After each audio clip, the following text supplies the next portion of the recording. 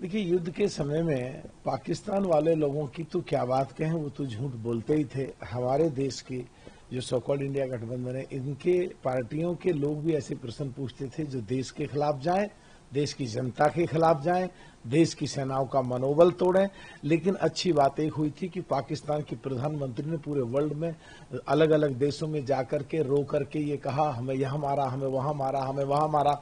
और जो so called India गठबंधन की पार्टियां ये कहती थी कि तीसरे देश की इंटरफियरेंस हुई है, यूएस की इंटरफियरेंस हुई है, तो पिछले दिनों पाकिस्तान के उप प्रधानमंत्री और जिन पे विदेश मंत्री का चार्ज भी है, उन्होंने साफ कह दिया कि हमने यूएस से जब बात करी तो यूएस ने कह दिया, भारत ने कहा है कि हम किसी तीसरे देश की मध्यस्थता बर्दाश्त नहीं करेंगे। तो अब तो सब दूध का दूध और पानी का पानी हो गया। पाकिस्तान ने जितने झूठ बोले, ये सो कॉल्ड इंडिया गठबंधन ने जितने उल्टे सीधे प्रश्न पूछे, अब सब थम गए हैं।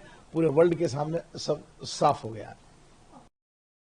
टैरिफ लगाने से पहले अमेरिका भारत का एक अच्छा मित्र है ऐसे माना जाता था, और रशिया भी काफी हेल्पफुल है। लेकिन फिलहाल में रशिया ने F-17 कुछ इंजन जो है वो पाकिस्तान को दिए गए। कल कांग्रेस नेता जयराम रमेश ने इसके सवाल उठाए हैं कि अगर रशिया भारत का मित्र है तो वो ये F-17 कैसे दिए? देखिए, ये चीजें सो कॉल्ड इंडिया गठबंधन के लोग इस तरह की बातें उठाते हैं जो देश की छवि खराब हो और पूरे वर्ल्ड में देश का बढ़ता हुआ कद कहीं कम हो। ये एनडीए की खिलाफत करते करते, मोदी की खिलाफत करते करते यहां तक पहुंच जाते हैं कि देश की खिलाफत में आ जाते हैं। जयराम रमेश जी का उसी तरीके का ये प्रश्न है। जहां तक बात है, रशिया हमारा दोस्त था, रशिया हमारा दोस्त है, रशिया हमारा दोस्त रहेगा।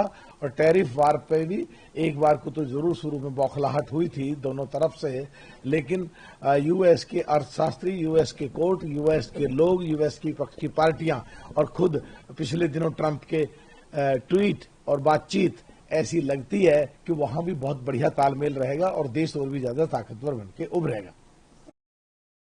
पिछले 2 दिन पहले राहुल गांधी ने कोलंबिया जाकर एक कंट्रोवर्शियल स्टेटमेंट दिया है कि भारतीय डेमोक्रेसी जो है वो अंदर है। देखिए, हमारे देश के नेता और वो भी विपक्ष के नेता, जो प्रधानमंत्री के बाद संवैधानिक पद होता है देश की संसद को चलाने का दूसरे नंबर का, उनको कोई दिक्कत है तो अपने देश में बैठ के बातचीत करें, प्रेस कॉन्फ्रेंस करें, आमने सामने करें, टाइम लेके मिलने जाएं, अपनी बात को रखें।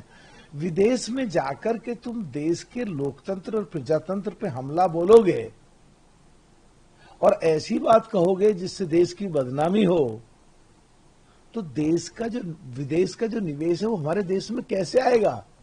तो क्या तुम ये चाहते हो देश की बदनामी इतनी हो कि विदेशी पैसा हमारे देश में ना आए, विदेशी निवेश हमारे यहाँ ना हो?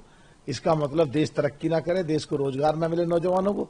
क्या चाहते हो? एलओपी के पद पे हो, सोच समझ के बोलो विदेश में जाकर के।